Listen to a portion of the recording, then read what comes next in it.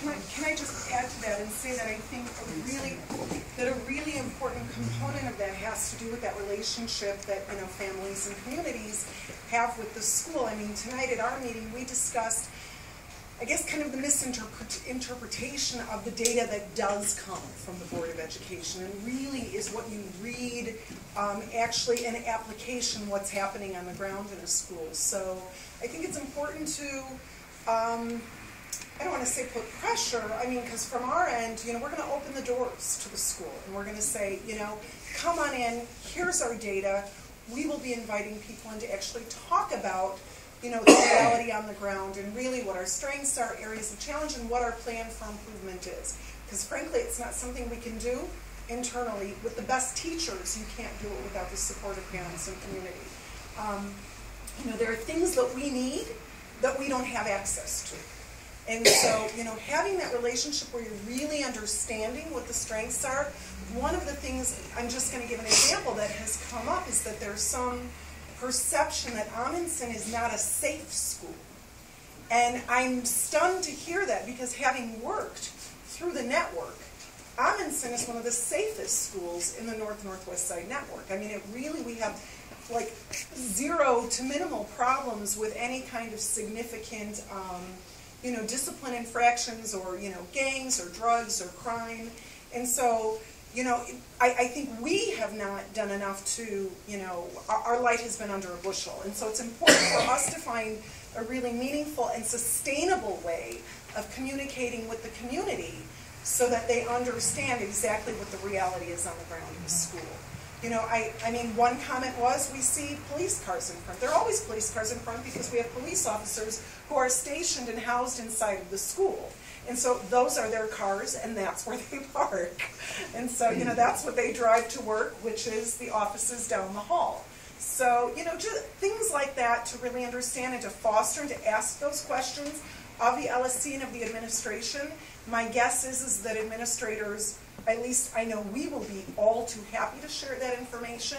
And as a new administrator, I want to see, we're going to be happy to share exactly where we are right now at this moment. What is our data? Where are we? What are the projections, and what do we intend to do about it? And more importantly, what do we need from all of you? Yeah, and I'd just like to say, as venues of communication, of course, our community groups, you get us that information and we'll distribute it out to all of our Absolutely, because that's a bottleneck for me, to be able to figure out how to communicate information to 100, different kinds of organizations. If there's, that we have a network going, it'll be easy and great. Before we take the next question, I just want to let everyone know we plan on wrapping with the alderman around 8. It'll be about 25 minutes from now, so just so you're aware. Go ahead. Follow up on Chappelle's success. Mr. Pila, the principal, shared with the LSC and I believe some other parents. It's a cluster magnet school, and it's actually, I don't think its status is all that well known because of the neighborhood footprint, and most of us live in the neighborhood footprint. I actually don't. I live very far west of here, and it's by virtue of its cluster magnet world language status that my daughter is entering the 8th grade, my sons are entering 4th grade there.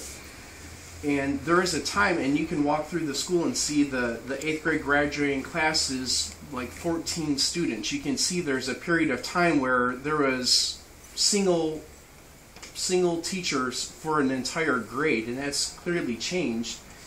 My concern is, and I don't want to mischaracterize Mr. Pila's statement, but there's a concern that the success of the cluster magnet program was placed there as an incentive to keep Chappelle's doors open, and it was a necessity to put something there to feed enrollment.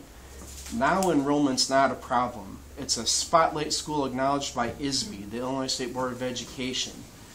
I would hate that Chappelle's success removes from it one of its distinguishing factors, its cluster magnet world language curriculum, which has Spanish as a curriculum component for every student, not just English language learners, but also an amazing, well-balanced curriculum elsewhere that really prepares students for the upcoming Common Core transition that I'm sure all school-age parents have heard about.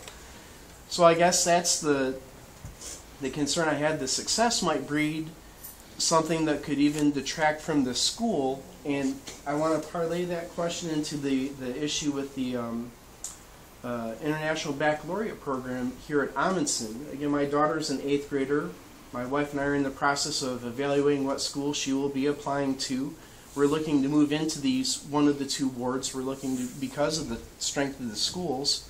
I'm a poster child for the Grow 47 that Mr. Perwar started, in the strength of the 40th ward. The quality of schools are literally going to move where I do my business, where my family will be living.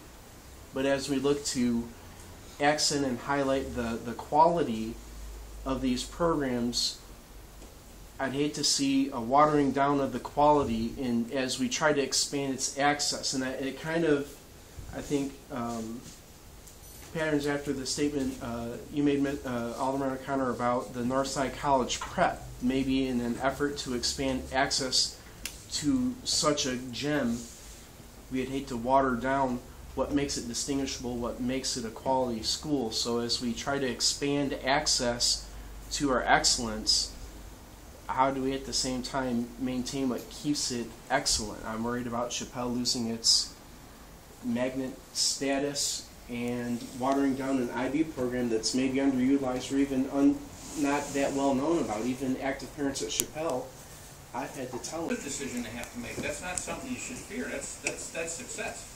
And if I may just jump in for just 1 second, the focus always ends up being on simply just IB, just the magnet cluster or the honors program. And look, everyone wants their child to test in. Who wouldn't want that?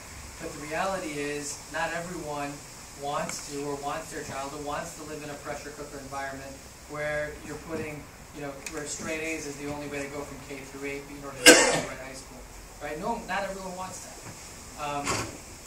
And if you look at what we're doing at Bell and Coonley, Coonley's addition is going to cost almost upwards of $20 million in TIF money. That's not sustainable, because if Coonley fills up again, there's nowhere to build. And same thing with Bell. That's another time. And my point is, while I'm proud about getting those things done, the larger issue here is if we simply continue just to focus on selective enrollment or focus simply on gifted or options, we're never going to actually get a neighborhood K through 12, right? Which is what we all want. But that also means that part of what you guys are talking about here today is what's most important, which is you guys shape the perception of the school. You guys will determine whether the community believes it's a great school or not. And if the conversation continues to focus on simply just special programs, well then we're never going to get there. Just look at home values in certain footprints. That's not sustainable. You can't have a home worth 15% more in one footprint, a comparable home in the other one, because then all you end up doing is you end up with a homogenous community. And that's not sustainable either. So what I'm saying is focus on the things that we can all control individually. We can all work on being good marshals of resources or being stewards of that. The community's job is to figure out how do you shape perception and get involved.